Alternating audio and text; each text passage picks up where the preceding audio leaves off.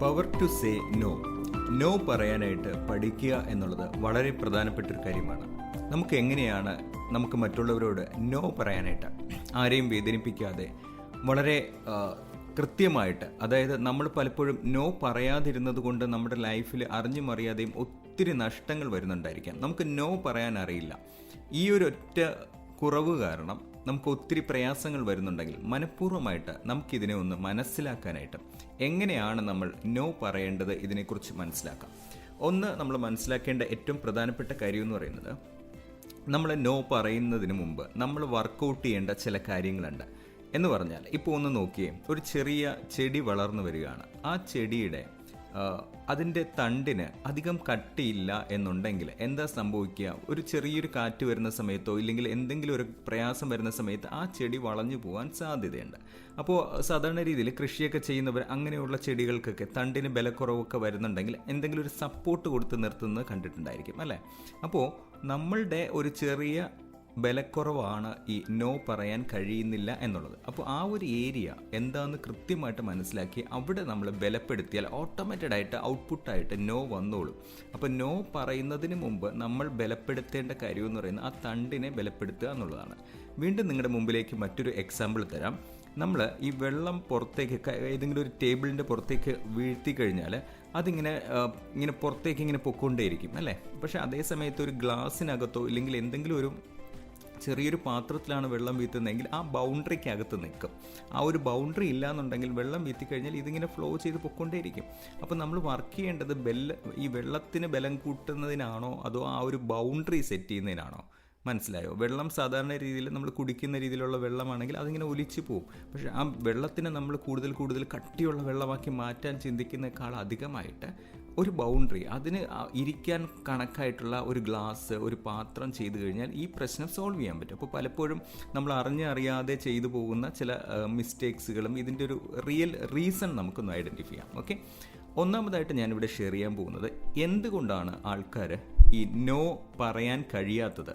No പറയാതിരിക്കാൻ, അതായത് പലപ്പോഴും നമ്മൾ ആൾക്കാരുടെ അടുത്ത് അറിയാതെ തന്നെ എസ് പറഞ്ഞു പോകുന്നതിൻ്റെ റീസൺസ് എന്താണ്, വൈ എന്താണെന്നുള്ളത് ഞാൻ പറയാം.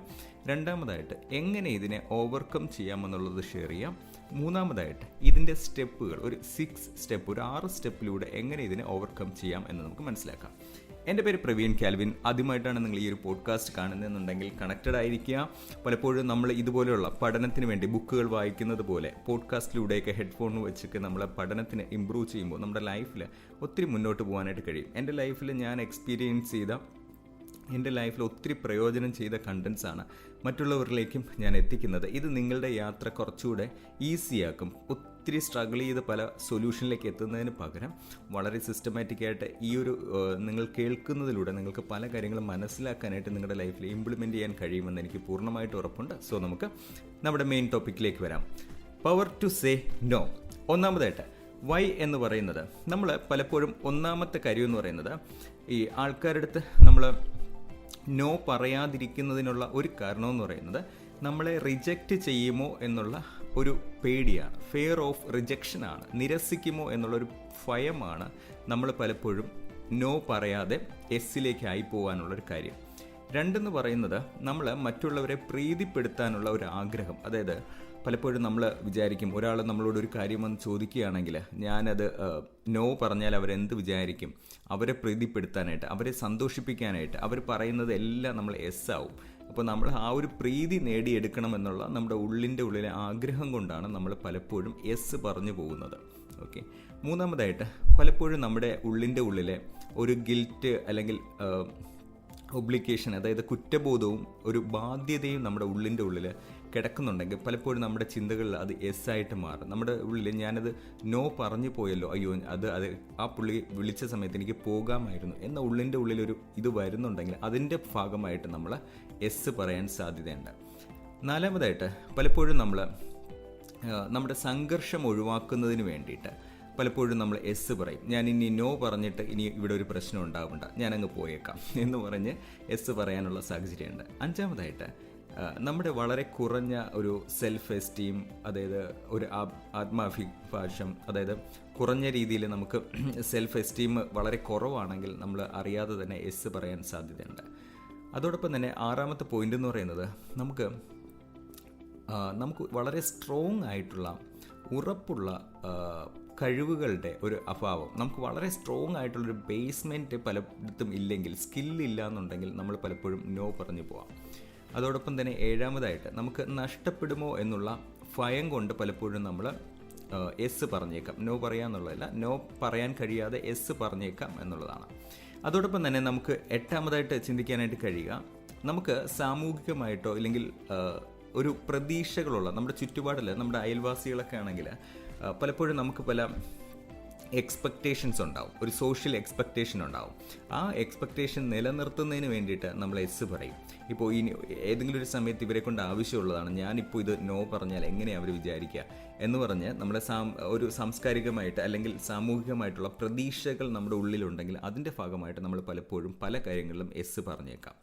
ഒൻപതാമതായിട്ട് നമ്മുടെ ഒരു പതിവ് ഒരു പെരുമാറ്റ രീതി നമ്മളുടെ ഒരു ഹാബിറ്റ്സ് ഒരു ഇതുണ്ടെങ്കിൽ അതിൻ്റെ ഭാഗമായിട്ട് നമ്മൾ എല്ലാ കാര്യങ്ങളോടും എസ് പറഞ്ഞുകൊണ്ടേയിരിക്കാം. പത്താമതായിട്ട് നമ്മുടെ ഒരു ആത്മവിശ്വാസക്കുറവ്. ഓക്കെ, ഈ 10 കാര്യങ്ങളാണ് ശരിക്കും പറഞ്ഞാൽ നമ്മളെ എസ് പറയിപ്പിക്കുന്നത്, നോ പറയാൻ കഴിയാത്ത സാഹചര്യത്തിലേക്ക് എത്തുന്നത് ഈ കാര്യങ്ങളാണ്. ഇതിനെ ഓവർകം ചെയ്യണമെന്നുണ്ടെങ്കിൽ നമ്മൾ ശ്രദ്ധിക്കേണ്ട കാര്യങ്ങളെന്ന് പറയുന്നത് നമ്മൾ ഉറപ്പ് പ്രാക്ടീസ് ചെയ്യുക എന്നുള്ളതാണ്. നമുക്ക് വളരെ സ്ട്രോങ് ആയിട്ടുള്ള ചില കാര്യങ്ങളെ ഞാൻ നേരത്തെ പറഞ്ഞ പോലെ ഒരു ചെടിയുടെ ഒരു തണ്ടിന് ബലക്കുറവാണെങ്കിൽ തണ്ടിന് ബലം കിട്ടുന്ന കാര്യങ്ങളെ നമ്മൾ പ്രാക്ടീസ് ചെയ്യുക എന്നുള്ളത് തന്നെയാണ് ചെയ്യേണ്ടത്. അപ്പോൾ ഒന്നാമത്തെ കാര്യങ്ങൾ ഒരു ഉറപ്പ് നമുക്ക് പ്രാക്ടീസ് ചെയ്യാനായിട്ട് കഴിയണം. രണ്ടെന്ന് പറയുന്നത് നമുക്ക് മുൻഗണന നൽകാനായിട്ട് കഴിയുക, പ്രയോറിറ്റി നൽകാനായിട്ട് കഴിയുക. ഈ പ്രയോറിറ്റി ഇല്ലാതെ വരുമ്പോഴാണ് പലപ്പോഴും നമ്മൾ ആവശ്യമില്ലാത്ത കാര്യങ്ങളോടൊക്കെ എസ് പറയേണ്ടി വരുന്നത്. പ്രയോറിറ്റി എങ്ങനെയാണ് സെറ്റ് ചെയ്യാന്ന് വെച്ച് കഴിഞ്ഞാൽ ഒരു ദിവസം നമുക്ക് പ്രയോറിറ്റി ഉണ്ടാവണം. അപ്പോൾ ഇന്നേ ദിവസം എന്നോട് പേഴ്സണലി ചോദിക്കുകയാണെങ്കിൽ എന്താണ് ഇന്നത്തെ ദിവസം ചെയ്യുന്നതെന്ന് ചോദിച്ചാൽ മസ്റ്റായിട്ട് എൻ്റെ ബുക്കിലും എൻ്റെ മനസ്സിലും വളരെ ക്ലിയറായിട്ട് ഒരു സെക്കൻഡ് പോലും, ഒരു മൈക്രോ സെക്കൻഡ് പോലും ചിന്തിക്കാതെ എൻ്റെ കയ്യിൽ വളരെ ഉറപ്പായിട്ടുള്ളൊരു ആൻസർ ഉണ്ടാവും. ആ ആൻസർ എന്ന് പറയുന്നത് 3 കാര്യങ്ങളായിരിക്കും. ഇങ്ങനെയാണ് ഞാൻ എൻ്റെ ഒരു ദിവസത്തെ പ്രയോറിറ്റൈസ് ചെയ്യുന്നത്. അപ്പോൾ നമ്മൾ തലേ ദിവസം ഉറങ്ങുന്നതിന് മുമ്പോ വരുന്ന 7 ദിവസം മുമ്പോ പലപ്പോഴും ഞാനൊരു 30 ദിവസത്തേക്ക് അഡ്വാൻസ്ഡ് ആയിട്ട് പല കാര്യങ്ങളും ചെയ്യേണ്ടത് 3 കാര്യങ്ങൾ, ഒരു ദിവസം ചെയ്യേണ്ട പ്രധാനപ്പെട്ട 3 കാര്യങ്ങൾ എൻ്റെ കയ്യിലുണ്ടാവും. ചിലപ്പോൾ അത് യൂട്യൂബിലെ വീഡിയോസ് ചെയ്യുന്നതായിരിക്കാം, പോഡ്കാസ്റ്റ് ചെയ്യുന്നതായിരിക്കാം, മറ്റെൻ്റെ ബിസിനസ്സിലെ കാര്യങ്ങളായിരിക്കാം. പക്ഷേ ഒരു ദിവസത്തെക്കുറിച്ച് ചിന്തിക്കുമ്പോൾ, ഇന്നേ ദിവസത്തെക്കുറിച്ച് ചിന്തിക്കുമ്പോൾ എനിക്ക് 3 പ്രയോറിറ്റീസ് ഉണ്ട്. മിനിമം എന്ന് ഞാൻ ഉദ്ദേശിക്കുന്നുവെങ്കിലും ഇതിനെ എപ്പോഴും കൗണ്ട് ചെയ്യേണ്ടത് മറ്റേത് കാര്യങ്ങൾ ഞാൻ ചെയ്തില്ലെങ്കിലും ഈ ഒരു കാര്യം ഞാൻ ചെയ്യും, ഈ 3 കാര്യങ്ങൾ ഞാൻ ചെയ്യും എന്ന് പറയുന്ന 3 കാര്യങ്ങൾ ഉണ്ടാവണം. ഇല്ലെങ്കിൽ പലപ്പോഴും സംഭവിക്കുക, നമ്മൾ എൻഡ് ഓഫ് ദ ഡേ നമ്മൾ നോക്കുമ്പോൾ നമ്മുടെ പ്രൊഡക്ടിവിറ്റിയിൽ ഇന്ന് ഞാൻ എന്താണ് ചെയ്തതെന്ന് ആലോചിക്കുമ്പോൾ ഒന്നും ചെയ്തിട്ടുണ്ടാവത്തില്ല. എന്തൊക്കെയോ ചെയ്യാൻ ശ്രമിച്ചു, പക്ഷേ നമ്മുടെ സമയം അങ്ങ് പോയി. അങ്ങനെ വരാതിരിക്കാനായിട്ട് പ്രയോറിറ്റി സെറ്റ് ചെയ്യുക. അപ്പോൾ നമ്മൾ ഒരു ദിവസത്തെ പ്രയോറിറ്റി സെറ്റ് ചെയ്യുക എന്നുള്ളതാണ് ഇതിനെ ഓവർകം ചെയ്യാനായിട്ട്. നോ പറയാൻ നമുക്ക് കഴിയണമെങ്കിൽ നമുക്ക് പ്രയോറിറ്റീസ് ഉണ്ടായിരിക്കണം. അതോടൊപ്പം തന്നെ നമുക്ക് മൂന്നാമതായിട്ട് സെറ്റ് ക്ലിയർ ബൗണ്ടറീസ്. നമുക്ക് വ്യക്തമായിട്ടുള്ള ബൗണ്ടറീസ് നമ്മൾ നിശ്ചയിക്കുക. ആരോടൊക്കെയാണ് നമ്മൾ നോ പറയേണ്ടത്, ആരോടാണ് എസ് പറയേണ്ടത്, ബൗണ്ടറീസ് ചെയ്യുക. ഇത് എന്ന് പറയുന്നത് വലിയൊരു ഒരു ഭയങ്കര പാടുള്ള ഒരു കാര്യമല്ല. നമ്മുടെ ഒരു പേപ്പറും പേനയും കയ്യിലുണ്ടെങ്കിൽ ശാന്തമായിട്ട്, ഇപ്പോൾ നിങ്ങൾ പോഡ്കാസ്റ്റ് കേൾക്കുന്ന ഹെഡ്ഫോണിലായിരിക്കാം, മറ്റ് സാഹചര്യങ്ങളിലായിരിക്കാം, പക്ഷെ നമ്മൾ ഇതിനൊന്ന് സേവ് ചെയ്ത് വെക്കുക. അതിനുശേഷം എപ്പോഴെങ്കിലും ഫ്രീ ടൈമിലിരിക്കുമ്പോൾ ഒന്ന് നന്നായിട്ട് ആലോചിച്ച് നോക്കുക. കഴിഞ്ഞ നാളുകളിൽ എൻ്റെ ലൈഫിൽ ഞാൻ ആരോടൊക്കെയാണ് എസ് പറഞ്ഞു പോകുന്നത്, ആരൊക്കെ സംസാരിക്കുമ്പോഴാണ് ഞാൻ എസ് പറയുന്നത്. ഒരു ബൗണ്ടറീസ് സെറ്റ് ചെയ്തേ. എൻ്റെ അമ്മ, എൻ്റെ അച്ഛൻ, എൻ്റെ കൂടെ ഉള്ള ഭാര്യ, ഭർത്താവ്, കുഞ്ഞുങ്ങൾ, അല്ലെങ്കിൽ ഇങ്ങനെ നമ്മുടെ ഒരു സർക്കിൾ ഉണ്ടാവും. ഏറ്റവും അടുത്ത് നിൽക്കുന്ന ഒരു സർക്കിൾ ഉണ്ടാവും. അത് കഴിഞ്ഞ് ഫ്രണ്ട്സ് എന്ന് പറയുന്ന ഒരു സർക്കിൾ ഉണ്ടാവും. ബിസിനസ് റിലേറ്റഡ് ആയിട്ടുള്ള സർക്കിൾ ഉണ്ടാവും. പല ആൾക്കാർക്കും ഈ ബിസിനസ്സിൽ വരുന്ന കാര്യങ്ങളോട്, ബിസിനസ്സിൽ ഫുള്ളി ഇൻവോൾവ് ആയിട്ട് നിൽക്കുന്ന ആൾക്കാർ ബിസിനസ്സിലെ പല കാര്യങ്ങളോടും എസ്സും ഫാമിലിയുടെ പല കാര്യങ്ങളോടും നോയും വരുന്ന കാര്യങ്ങളുണ്ട്. ഇതൊക്കെ നമുക്ക് ബാലൻസ് ചെയ്യേണ്ടതുണ്ട്. അപ്പോൾ നമ്മൾ കൃത്യമായിട്ട് ബൗണ്ടറീസ് സെറ്റ് ചെയ്യുക. ഞാൻ ഈ കാര്യം ചെയ്യുകയാണെങ്കിൽ ഞായറാഴ്ച മാത്രമേ ചെയ്യത്തുള്ളൂ, ഞായറാഴ്ച മാത്രമേ എന്നെ ഈ ഒരു കാര്യത്തിന് വിളിക്കാവൂ എന്ന് പറഞ്ഞ് ബൗണ്ടറീസ് സെറ്റ് ചെയ്യുക. അപ്പോൾ തിങ്കളാഴ്ച മുതൽ ബാക്കി എല്ലാ ദിവസവും നമുക്ക് പുറത്തു പോകാനായിട്ട് ഒരു കോള് ഫാമിലിയിൽ നിന്ന് വരില്ല. ഫാമിലി എന്ന് പറയുന്നത് എല്ലാത്തിലും നമ്മൾ എസ് പറയേണ്ടതുമല്ല. നമ്മുടെ ബിസിനസ്സിൽ നിൽക്കുന്ന സമയത്ത് കൃത്യമായിട്ട് നമ്മൾ ഷെഡ്യൂൾഡ് ആയിരിക്കണം. അവിടെയാണ് നമ്മൾ പ്രാക്ടീസിങ് സ്റ്റാർട്ട് ചെയ്യേണ്ടത്. അപ്പോൾ വ്യക്തമായിട്ട് നമ്മൾ നേരത്തെ മുൻകൂട്ടി ബൗണ്ടറീസ് സെറ്റ് ചെയ്യുക. അപ്പോൾ നമുക്ക് ധാരാളമായിട്ട് ആലോചിക്കാനായിട്ട് സമയം കിട്ടും. ഒരു വർഷത്തിൽ ഏതൊക്കെ സമയത്താണ് നമ്മൾ പുറത്തു പോകുന്നത്, ഇതിനെക്കുറിച്ചൊക്കെ നമുക്ക് ഏകദേശം ഒരു ധാരണയുണ്ട്. അപ്പോൾ ബൗണ്ടറീസ് ഒന്നുമില്ലെങ്കിൽ ആ സമയത്ത് നമ്മൾ ചിന്തിക്കുകയും ഡിസിഷൻ എടുക്കേണ്ടി വരും. അതുകൊണ്ട് നേരത്തെ മുൻകൂട്ടി ബൗണ്ടറീസ് സെറ്റ് ചെയ്യുക എന്നുള്ളതാണ്. നാലാമതായിട്ട് നോക്കുകയാണെങ്കിൽ ഡെവലപ്പ് സെൽഫ് കോൺഫിഡൻസ്. നമ്മുടെ ആത്മവിശ്വാസം നമുക്ക് കൂട്ടാനായിട്ട് നമ്മളിലേക്ക് നമ്മൾ നോക്കുക. നമ്മൾ എന്താണ് എന്നുള്ളത് നോക്കി നമ്മുടെ കോൺഫിഡൻസ് ഇമ്പ്രൂവ് ചെയ്യാനുള്ള കാര്യങ്ങൾ നമ്മൾ പ്രാക്ടീസ് ചെയ്യാം. അതോടൊപ്പം അഞ്ചാമതായിട്ട് നമ്മൾ സ്വയം ഒരു അനുകമ്പ നമ്മൾ ശീലിക്കുക. നമ്മളോട് തന്നെ ഒരു അനുകമ്പ കൊടുക്കുക, ഒരു സ്നേഹം കൊടുക്കുക. നമ്മളിലേക്ക് തന്നെ നമ്മൾ ചിന്തിക്കുക. നമ്മൾ ഇത്രയും കാര്യങ്ങൾ ചെയ്യുന്നുണ്ട്, നമ്മളോടൊരു അനുകമ്പ നോക്കുക, നമുക്കൊരു വില നമ്മൾ തന്നെ കൊടുക്കുക. ശരിക്കും പറഞ്ഞാൽ നമുക്കൊരു വില കൊടുത്തില്ലെങ്കിൽ ലോകത്തിൽ ഒരാളും നമുക്ക് വില തരില്ല. അപ്പോൾ നമ്മളെക്കുറിച്ച് തന്നെ സ്വയം ഒരു കണ്ണാടിയുടെ ഫ്രണ്ടിൽ നിന്ന് നമ്മൾ നോക്കി നമ്മളോടൊരു അനുകമ്പ നമ്മൾ കാണിക്കാനായിട്ട് ശ്രദ്ധിക്കുക എന്നുള്ളതാണ്. ആറാമതായിട്ട് നമ്മൾ learn to say no politely. നമ്മൾ വളരെ മാന്യമായിട്ട് നോ പറയാനായിട്ട് ശീലിക്കുക. പല ആൾക്കാരും നമ്മൾ നോ പറയണമെന്ന് ആഗ്രഹമുണ്ട്, പക്ഷെ പല ആൾക്കാരെയും ഈ വെട്ടിമുറിച്ചിട്ടതുപോലെ നോ പറയും. അങ്ങനെയല്ല. അപ്പോൾ അത് നമുക്കൊന്ന് പ്രാക്ടീസ് ചെയ്യാം. ഓക്കെ, ഇപ്പോൾ ഞാൻ ഇതിനെ ഓവർകം ചെയ്യുന്ന രീതികളാണ് പറയുന്നത്. അതിനുശേഷം ഞാൻ 6 സ്റ്റെപ്പുകൾ പറയാം. അപ്പോൾ നമ്മൾ അറിഞ്ഞിരിക്കേണ്ടത് നോ പറയണം, പക്ഷെ അത് എങ്ങനെ നോ പറയണം എന്ന് നമ്മൾ പ്രാക്ടീസ് ചെയ്യണം. ഓക്കെ, വളരെ പൊളൈറ്റായിട്ട് മാന്യമായിട്ട് എനിക്കിത് ഇപ്പോൾ കഴിയുന്നില്ല, ഞാൻ ഓൾറെഡി ഇന്നത്തെ ദിവസം ഒരു 3 കാര്യങ്ങൾ ഷെഡ്യൂൾ ചെയ്തിട്ടുണ്ട്, അപ്പോൾ എനിക്ക് അത് ചെയ്യേണ്ടതുണ്ട്. അപ്പോൾ വളരെ എന്താ പറയുക മാന്യമായിട്ട് എനിക്കിപ്പോൾ വരാൻ പറ്റത്തില്ല എന്ന ശബ്ദവും വളരെ എന്താ പറയുക ഒരു അല്പക്കൂടെ മാന്യതയോടുകൂടി നമ്മൾ പറയുന്ന നോയും തമ്മിൽ വ്യത്യാസമുണ്ട്. അപ്പോൾ അത് നമ്മൾ പഠിക്കുക എന്നുള്ളതാണ്. എങ്ങനെയാണ് നമുക്ക് മാന്യമായിട്ട് നോ പറയുക എന്നുള്ളതിനെക്കുറിച്ച് പഠിക്കുക എന്നുള്ളത്. വേറെ ഒന്നുമില്ല, നമ്മളൊരു പേപ്പറിൽ എഴുതി നോക്കുക 3 കാര്യങ്ങൾ, അതിലേതാണ് ബെറ്റർ എന്ന് നമുക്ക് തോന്നുന്നത് നമ്മൾ കണ്ടിന്യൂ ചെയ്യുക. അപ്പോൾ നമ്മൾ തന്നെ ഒന്ന് ചിന്തിക്കുക, ഇങ്ങനെയുള്ള സിറ്റുവേഷനുകൾ വരുമ്പോൾ എങ്ങനെയാണ് പെരുമാറേണ്ടതെന്ന് അഡ്വാൻസ്ഡ് ആയിട്ട് നമ്മളൊന്ന് ചിന്തിക്കുക എന്നുള്ളതാണ്. ഏഴാമതായിട്ട് പ്രാക്ടീസ് സെൽഫ് അവെയർനെസ് എന്നുള്ളതാണ്. നമ്മൾ സ്വയം അവബോധം നമ്മൾ പരിശീലിക്കുക. നമ്മൾ കാര്യങ്ങളെക്കുറിച്ചൊക്കെ ഒന്ന് മനസ്സിലാക്കിയിട്ട് ഒരു അവെയർനെസ് നമ്മൾ പ്രാക്ടീസ് ചെയ്യുക എന്നുള്ളതാണ്. എന്താണ് സംഭവിക്കുന്നത് എന്നുള്ളതിനെക്കുറിച്ചൊക്കെ വ്യക്തമായിട്ടൊരു ധാരണ നമ്മൾ കൊണ്ടുവരിക എന്നുള്ളതാണ്. എട്ടാമതായിട്ട് സീക്ക് സപ്പോർട്ട് ഫ്രം അതേഴ്സ്. മറ്റുള്ളവരിൽ നിന്ന് പിന്തുണ തേടുക. ഇങ്ങനെയുള്ള സിറ്റുവേഷൻസിൽ നമ്മുടെ കൂടെയുള്ള ആൾക്കാരിൽ നിന്നൊക്കെ നമ്മൾ ഒരു സപ്പോർട്ട് എടുക്കാനായിട്ട് നമ്മൾ ശ്രമിക്കുക. ഇപ്പോൾ നമ്മൾ ഒരു കുട്ടിയുടെ ഒരു കാര്യം പറയുകയാണെങ്കിൽ, പഠിക്കുന്നൊരു വിദ്യാർത്ഥിയാണെങ്കിൽ ആ വിദ്യാർത്ഥി വളരെ പ്രധാനപ്പെട്ട ഒരു കാര്യം ചെയ്യുന്നുണ്ട്. അപ്പം നമുക്ക് മറ്റേതെങ്കിലും ഒരു കാര്യത്തിന് ഒരാൾ വന്ന് വിളിക്കുന്നു, ഫാമിലിക്കോ നമ്മുടെ കൂടെയുള്ള ആൾക്കാരായിരിക്കും, പക്ഷേ അമ്മയോ മറ്റാരെങ്കിലും ഏറ്റവും അടുത്ത് നിൽക്കുന്ന ആൾക്കാരുമായിട്ട് നമ്മൾ ഷെയർ ചെയ്തിട്ടുണ്ടെങ്കിൽ അവരുടെ ഒരു സപ്പോർട്ട് കിട്ടും നമുക്ക് നോ പറയാനായിട്ട്. അപ്പോൾ ആ രീതിയിൽ നമ്മൾ മറ്റുള്ളവരുടെ ഒരു പിന്തുണ ഇങ്ങനെയുള്ള കാര്യങ്ങൾ നേടുന്നത് നല്ലത് തന്നെയാണ്. ഒൻപതാമതായിട്ട് നമ്മുടെ ഒരു ശ്രദ്ധയും, അതായത് മൈൻഡ്ഫുൾനെസ്സും സ്ട്രെസ്സ് റെഡ്യൂസ് ചെയ്യുന്ന കാര്യങ്ങൾ നമ്മൾ പ്രാക്ടീസ് ചെയ്യുക എന്നുള്ളതാണ്. ശ്രദ്ധ എന്ന് പറഞ്ഞാൽ നമ്മൾ ഫുള്ള് ഔട്ട് ഓഫ് ഓർഡറിൽ പോവാതെ, ഔട്ട് ഓഫ് മൈൻഡിൽ പോവാതെ വളരെ ശ്രദ്ധയോടുകൂടി ആയിരിക്കുക. അതോടൊപ്പം തന്നെ നമ്മുടെ പിരിമുറുക്കങ്ങളും കാര്യങ്ങളൊക്കെ നമ്മൾ കുറയ്ക്കാനായിട്ട് നമ്മൾ ശ്രദ്ധിക്കുക. അങ്ങനെ പിരിമുറുക്കങ്ങൾ വരുന്ന സമയത്ത് പലപ്പോഴും നമ്മൾ നോ പറയാതെ എസ് പറയും. ഒന്ന് ആലോചിച്ച് നോക്കിയാൽ നമ്മുടെ മനസ്സ് ഭയങ്കരമായിട്ട് കലങ്ങിയിരിക്കുകയാണ്. പല സ്ഥലങ്ങളിലും നമ്മൾ സിനിമയിലും പലയിടത്തൊക്കെ കാണുന്ന പോലെ ഭയങ്കരമായിട്ട് പ്രശ്നങ്ങളൊക്കെ ഉള്ള ഒരു സമയത്ത് ഒരാൾ വിളിച്ചിട്ട് നമുക്ക് പുറത്തു പോകാം, ഇല്ലെങ്കിൽ വളരെ മോശമായിട്ടുള്ള ഏതെങ്കിലും രീതിയിലോ അല്ലെങ്കിൽ മദ്യപാനം പോലെയുള്ള കാര്യങ്ങളിലൊക്കെ ആൾക്കാർ വിളിക്കുമ്പോൾ ഒരു വിളി കിട്ടാനായിട്ട് നമ്മുടെ മനസ്സിൻ്റെ ഉള്ളിൽ നിൽക്കുകയാണ്. ഒരു വിളി കിട്ടിയാൽ അപ്പം തന്നെ നമ്മൾ അതിലേക്ക് പോകും. കാരണം നമ്മൾ ഓൾറെഡി ഭയങ്കരമായിട്ട് സ്ട്രെസ്സിലാണ്. ആ ഒരു സിറ്റുവേഷൻസ് വരാതെ നമ്മുടെ മനസ്സിനെ സ്ട്രെസ്സായിട്ടുള്ള സമയങ്ങളിലേക്ക് കൊണ്ടുപോകാതെ അതിനെ നമ്മൾ റെഡ്യൂസ് ചെയ്യാനായിട്ട് പ്രാക്ടീസ് ചെയ്യുക എന്നുള്ളതാണ്. പത്താമതായിട്ട് നമ്മൾ നോയുടെ ശക്തിയെ നമ്മൾ മനസ്സിലാക്കുക, അതിനെ സ്വീകരിക്കുക. നോയ്ക്ക് വലിയൊരു പവറുണ്ട്. ആ പവർ എന്ന് പറയുന്ന വലിയ വിജയങ്ങളിലേക്ക് നിങ്ങളെ കൊണ്ട് എത്തിക്കുന്നതിന് വേണ്ടിയിട്ടാണ് ഈ നോ നമ്മൾ പറയേണ്ടത്. 6 സ്റ്റെപ്പാണ് ഞാൻ ഇതിലുമായിട്ട് ബന്ധപ്പെട്ട് നമുക്ക് എടുക്കാനായിട്ട് കഴിയുക. ഞാൻ മുകളിൽ 10 കാര്യങ്ങൾ ഓവർകം ചെയ്യാൻ എന്തൊക്കെ ചെയ്യണം എന്നുള്ളത് സൂചിപ്പിച്ചു. എന്നാൽ 6 പ്രധാനപ്പെട്ട കാര്യങ്ങളിലൂടെ നമുക്ക് നോ പറയാനായിട്ട് കഴിയും. ഓരോന്നായിട്ട് നമുക്ക് നോക്കാം.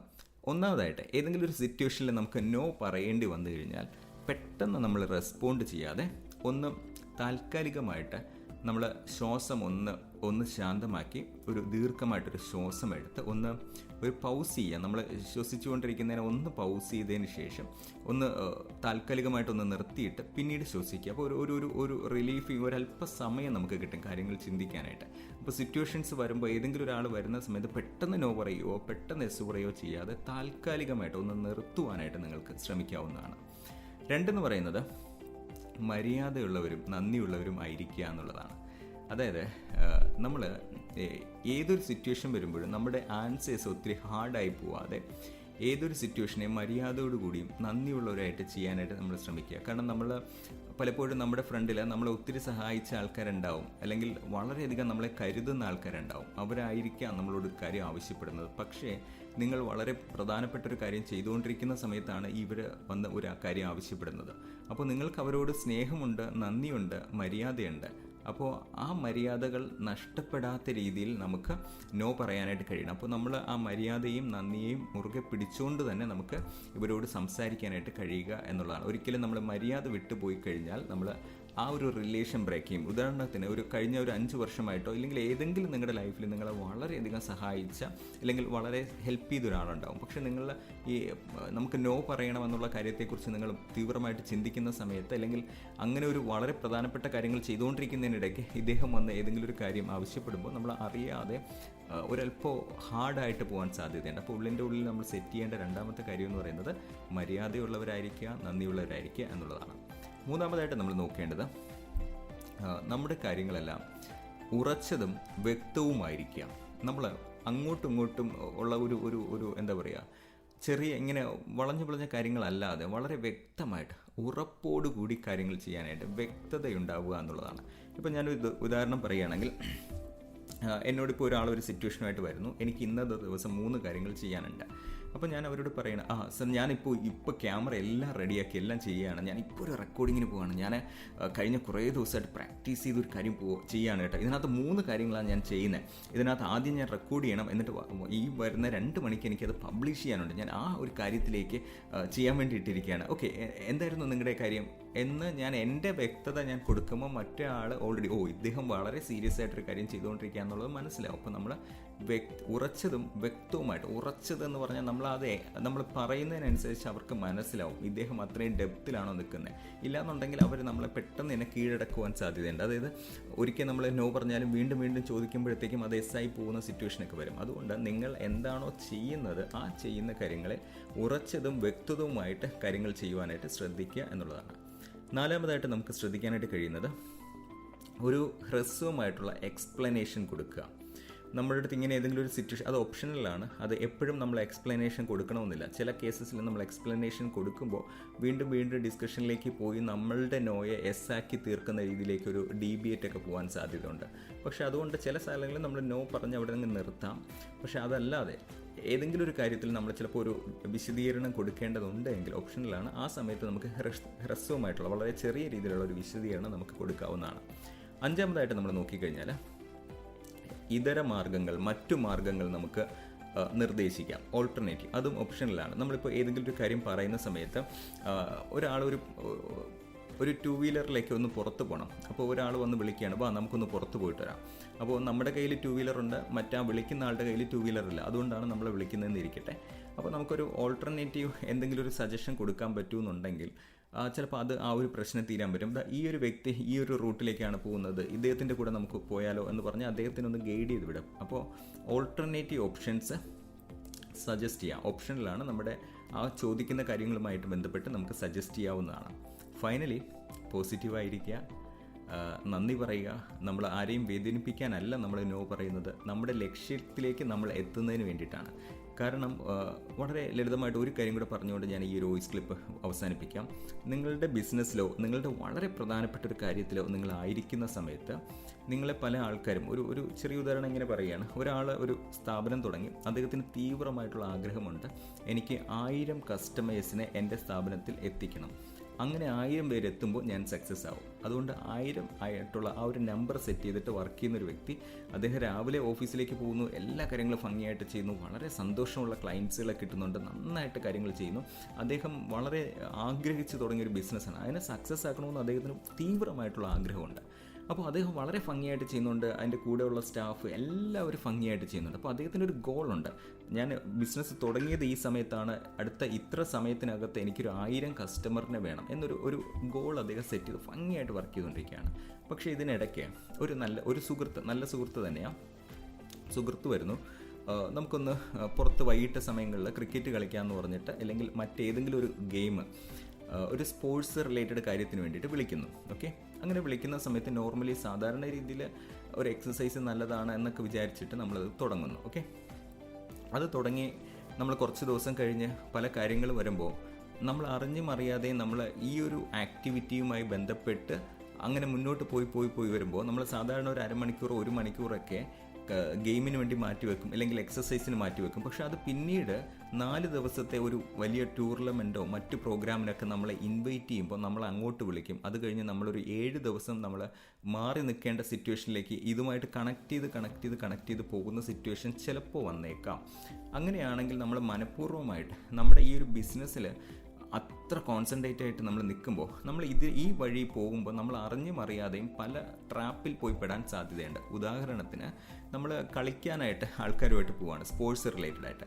അങ്ങനെ കുറച്ച് ദിവസം പോയി ഒരു 5 പേര് തമ്മിൽ ഒരുമിച്ച് കൂടി വളരെ നല്ല സന്തോഷമാണ്. അപ്പോൾ നമ്മുടെ മനസ്സിൽ വിചാരിക്കും നമ്മൾ എക്സസൈസാണ്, കാര്യങ്ങളൊക്കെ ഓക്കെയാണ്. പക്ഷേ ആ ഒരു സമയത്ത് നമ്മൾ അവരുമായിട്ട് ഭയങ്കരമായിട്ട് നമ്മുടെ നല്ല സുഹൃത്തുക്കളാണ്, അവരൊന്നും മോശക്കാരല്ല. അങ്ങനെയുള്ള സിറ്റുവേഷനിൽ നമ്മൾ വരുമ്പോൾ അറിയാതെ ഒരു ഡിസ്കഷൻ വരാൻ സാധ്യതയുണ്ട്. ഓക്കെ, ഞാൻ ഇങ്ങനെ ഒരു ബിസിനസ് തുടങ്ങുന്നുണ്ട്, എൻ്റെ കൂടെ ഒരു 3 പേരെ കൂടെ ഞാൻ കൂടെ കൂട്ടുന്നുണ്ട്, അതിന് എക്സ്പെൻസസ് ഇങ്ങനെയൊക്കെയാണ് വരുന്നത്, ഇത് വളരെ നല്ലൊരു ബിസിനസ്സാണ്, നമുക്കിത് തുടങ്ങാം. അപ്പോൾ എന്താണെന്ന് വെച്ച് കഴിഞ്ഞാൽ ഇപ്പുറത്ത് ആ വ്യക്തി, ഞാൻ സംസാരിക്കുന്ന എക്സാമ്പിളായിട്ടുള്ള വ്യക്തി ഓൾറെഡി നന്നായിട്ട് ബിസിനസ് തുടങ്ങി വളരെ ഭംഗിയായിട്ട് പോകുന്നുണ്ട്. അദ്ദേഹത്തിൻ്റെ ഒരു ഗോൾ എന്ന് പറഞ്ഞാൽ ഈ സമയത്തിനകത്ത് 1000 കസ്റ്റമേഴ്സിനെ നേടണമെന്നുള്ളതാണ്. പക്ഷേ അദ്ദേഹം ഈ ഒരു ഡിസ്കഷനിൽ പോയിരിക്കുമ്പോൾ ഈ ഡിസ്കഷൻ നടത്തുന്ന ആൾ ഈ വ്യക്തികളുമായിട്ട് നന്നായിട്ട് എല്ലാ ദിവസവും എക്സസൈസും അല്ലെങ്കിൽ ഗെയിമുമായിട്ടൊക്കെ ബന്ധപ്പെട്ട് നല്ലൊരു ആത്മബന്ധം വന്ന ആൾക്കാരാണ് ഈ 4-5 പേര്. അവരുടെ പ്രതീക്ഷ എന്ന് പറയുന്നത് ഞാൻ ഒറ്റയ്ക്ക് ഇൻവെസ്റ്റ് ചെയ്യുന്നതിനേക്കാളും ഈ ഒരു 4 പേര് അല്ലെങ്കിൽ 5 പേര് ഒരുമിച്ച് ഇൻവെസ്റ്റ് ചെയ്താൽ അത് നടക്കാൻ പറ്റും. അപ്പോൾ അത്ര ആഗ്രഹത്തോടു കൂടി ഒരാളെ പ്രസൻറ്റ് ചെയ്യുകയാണ്. ഓക്കെ, അപ്പോൾ ആ സമയത്ത് ഒരിക്കലും നിങ്ങൾക്ക് നോ പറയാൻ കഴിയാത്തത്ര ആത്മബന്ധം നിങ്ങൾക്ക് അവിടെയുണ്ട്. പക്ഷേ നിങ്ങൾ ഏതെങ്കിലും രീതിയിൽ ഓക്കെ, അപ്പോൾ നിങ്ങൾക്ക് ചിലപ്പോൾ അത് ആ ഒരു ഇൻവെസ്റ്റ്മെൻറ്റ് ഒരു വലിയ കാര്യമായിരിക്കില്ല. കാരണം ഓൾറെഡി ഇപ്പോൾ ബിസിനസ്സൊക്കെ റൺ ചെയ്യുന്നതുകൊണ്ട് നിങ്ങൾക്ക് പൈസ മുടക്കാൻ കഴിയുന്നതേ ഉണ്ടായിരിക്കത്തുള്ളൂ. അപ്പോൾ മറ്റുള്ള ആ 5 പേരും അല്ലെങ്കിൽ 4 പേരും അങ്ങനെ തന്നെയാണ് ചിന്തിക്കുന്നത്. നിങ്ങളെ കൂടെ ഉൾപ്പെടുത്തി കഴിഞ്ഞാൽ ഈ ഒരു പദ്ധതി പെട്ടെന്ന് കാര്യം നടത്താനായിട്ട് പറ്റും. അങ്ങനെ വരുമ്പോൾ നിങ്ങൾ ഒന്ന് എസ് പറഞ്ഞു പോയാൽ സംഭവിക്കുന്നത് എന്താണെന്നറിയോ? ഈ പറയുന്ന ബിസിനസ്സിൻ്റെ എക്സൈറ്റ്മെൻറ്റുകളുടെ സമയം കഴിഞ്ഞ് ഒരു 3 മാസം കഴിഞ്ഞ് 6 മാസം കഴിഞ്ഞ് അവിടെ വരുന്ന പ്രശ്നങ്ങൾ വരുമ്പോൾ നിങ്ങൾക്കിവിടെ ഓൾറെഡി കോൺസെൻട്രേറ്റ് ചെയ്യേണ്ട ഒരു ബിസിനസ്സുണ്ട്. ഇതിൽ കോൺസെൻട്രേറ്റ് ചെയ്യാതെ ഇപ്പുറത്തേക്ക് പോകാൻ സാധ്യതയുണ്ട്.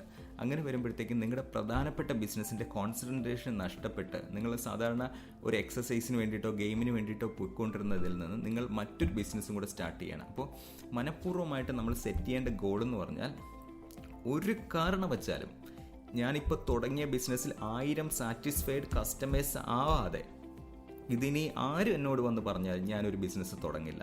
ആ ഉറപ്പ് നിങ്ങൾക്കുണ്ട് എങ്കിൽ നിങ്ങൾക്ക് ഏത് സിറ്റുവേഷനിലേക്കും നിങ്ങൾക്ക് നോ പറയാനായിട്ട് കഴിയും. പിന്നെ ഒരല്പം കൂടി ഉള്ളതെന്ന് വെച്ചാൽ നമ്മൾ മനുഷ്യരാണ് ഏറ്റവും പവർഫുള്ളായിട്ടുള്ള ഈ ലോകത്തെ ആൾക്കാരാണ്.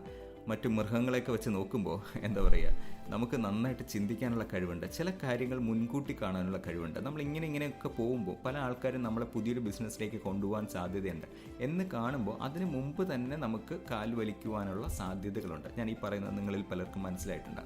അപ്പോൾ ഇങ്ങനെയൊക്കെയാണ് ട്രബിളിൽ പോയി പറ്റുന്നത്. ഏതെങ്കിലും രീതിയിൽ വളരെ ഭംഗിയായിട്ട് ചിലപ്പോൾ നമ്മുടെ ഫാമിലിക്ക് അകത്തുനിന്ന് തന്നെ വളരെ പ്രഷർ വരും അവിടേക്ക് ഇൻവെസ്റ്റ് ചെയ്യാനായിട്ട്. അപ്പോൾ നിങ്ങളുടെ പ്രധാനപ്പെട്ട ഗോൾ നഷ്ടപ്പെടും. അപ്പോൾ അതുകൊണ്ട് നമ്മളെപ്പോഴും നമ്മൾ ചെയ്തുകൊണ്ടിരിക്കുന്ന കാര്യങ്ങൾ ഉറപ്പുവരുത്തി നേരത്തെ പ്രീ ഡിഫൈൻഡ് ആയിട്ട് വളരെ സ്ട്രോങ് ആയിട്ടുള്ള നോ നമ്മുടെ ഉള്ളിലുണ്ടെങ്കിൽ അത് നമ്മൾ ജസ്റ്റ് പറഞ്ഞാൽ മതി. അപ്പോൾ അത്രയും സ്ട്രോങ് ആയിട്ട് നമുക്കൊരു ഗോൾ ഉണ്ടാകണം എന്നുള്ളതാണ് നോ പറയാനുള്ള റീസൺ. ഒരു പഠിക്കുന്ന വിദ്യാർത്ഥിയാണെന്നുണ്ടെങ്കിലും അവൻ്റെ ഉള്ളിൽ ആ ഒരു തീക്കനലിനെ വളരെ സ്ട്രോങ് ആയിട്ട് അവൻ മുറുകെ പിടിച്ച് അവന് വേണ്ട കാര്യങ്ങൾ, ആവശ്യമുള്ള കാര്യങ്ങളിൽ അവന് നല്ല ഉറപ്പുണ്ടെങ്കിൽ ആവശ്യമില്ലാത്ത കാര്യങ്ങളോട് നോ പറയാൻ കഴിയും. അപ്പോൾ നമുക്ക് വളരെ സ്ട്രോങ് ആയിട്ടൊരു ആവശ്യമില്ല എങ്കിൽ ഓട്ടോമാറ്റിക്കായിട്ട് നമ്മൾ പല കാര്യങ്ങളോട് യെസ് പറയും. അപ്പോൾ എൻ്റെ ചോദ്യം ഇതാണ്, എന്താണ് നിങ്ങളുടെ ലൈഫിൽ ഏറ്റവും പ്രാധാന്യമുള്ള, ഏറ്റവും വളരെ വളരെ അധികം തീവ്രമായിട്ട് നിങ്ങൾ മുറുകെ പിടിക്കുന്ന കാര്യം?